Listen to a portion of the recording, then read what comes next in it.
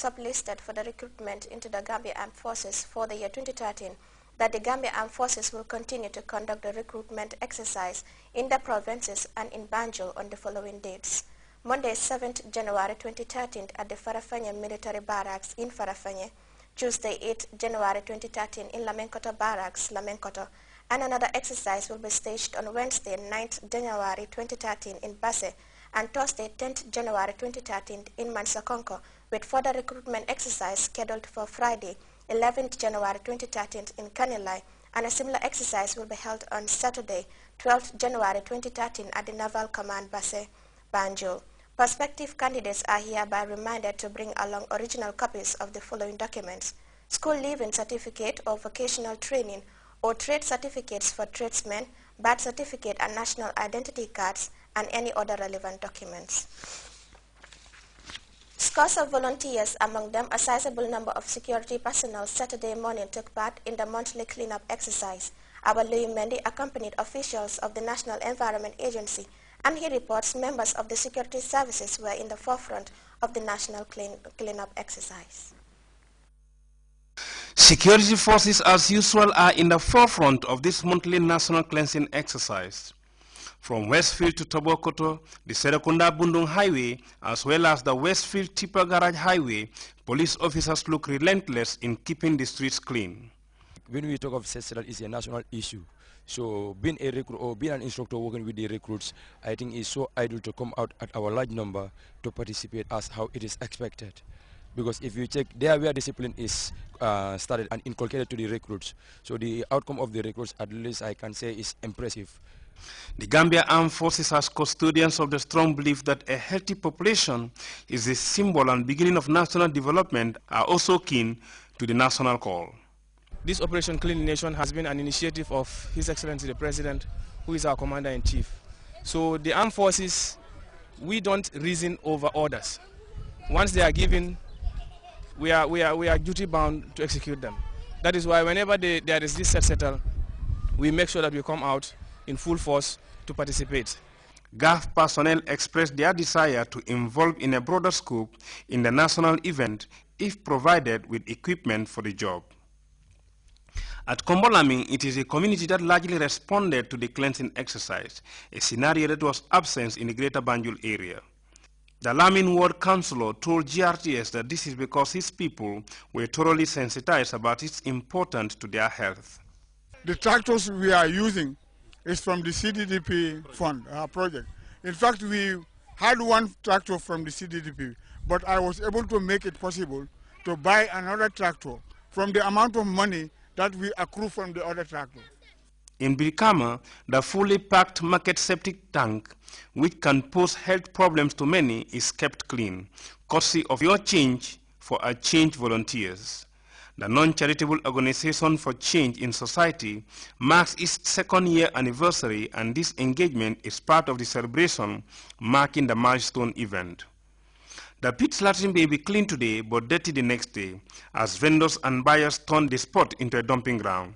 The Birkama Area Council is coming up with a lasting solution to make this crucial spot a health-free hazard to the surrounding communities. What we plan to do is, come this Monday, we are employing 2 watchmen, day watchman and the night watchman, so that we can prevent such things happening again.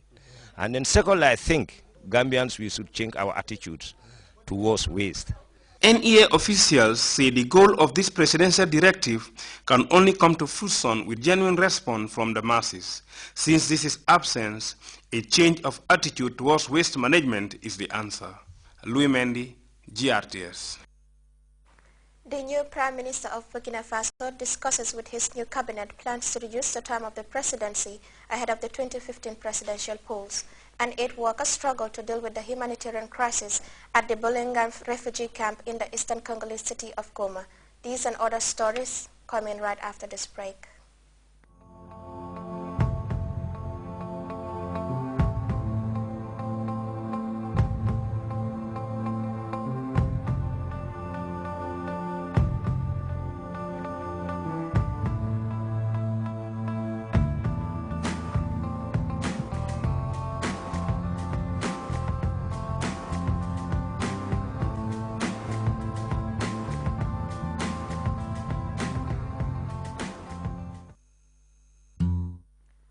back.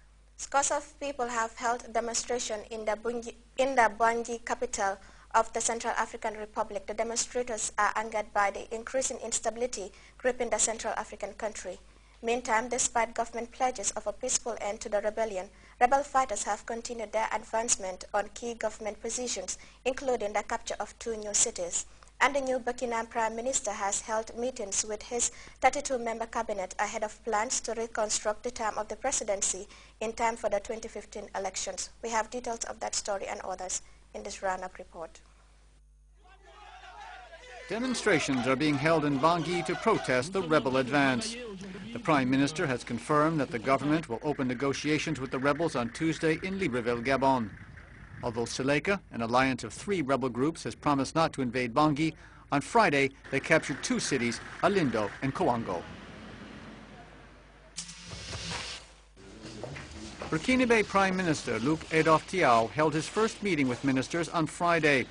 The 32 members of his cabinet will have to decide on some tough questions before presidential elections in 2015, notably Article 37, approved by the president, which reduces the president's term from 7 to 5 years.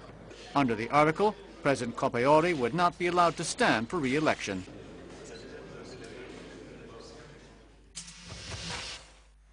The promotional campaign for FESPACO has got underway in Libreville. Now in its 23rd year, the Pan-African Film Festival will be held from February 23rd to March 2nd in Ouagadougou, Burkina Faso. More than 100 films will be screened, including mainstream productions, television series, and independent films by African film students. Gabon is this year's guest of honor with 5 films in competition. The situation in the largest refugee camp in the east of DR Congo is worsening by the day. The Bolingo refugee camp, which is situated outside the strategic city of Goma, is hosting thousands of desperately hungry refugees. And as we hear in this report, humanitarian groups say they are overwhelmed by the sheer number of people in need of help. Thousands of DR Congolese are fleeing their homes in the east of the country. 60-year-old Febe walked for 2 weeks with her daughters and grandson to get here. The family was at first taken in by another family in Goma. We were taken in along with our neighbors, but we had nothing to eat, and we had to buy water. So that's why I came here, to the Bolingo camp, with my family. Febe left her home with very few possessions to lighten her load for the journey. She had nothing for shelter or to cook with. It has rained today, it will rain during the night. People need to be sheltered, especially children who are prone to easily get infections. At the end of December, a massive campaign to distribute humanitarian aid got underway, thanks to a break in the fighting.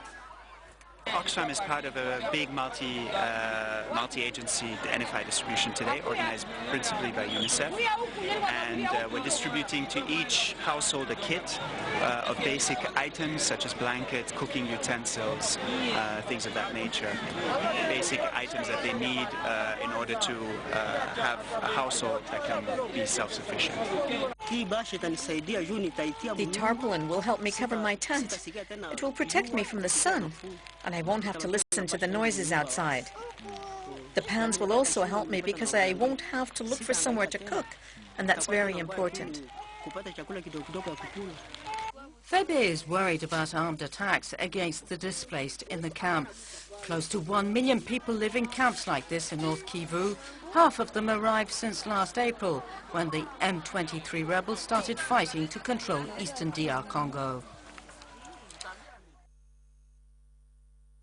We take our second break. We'll be right back.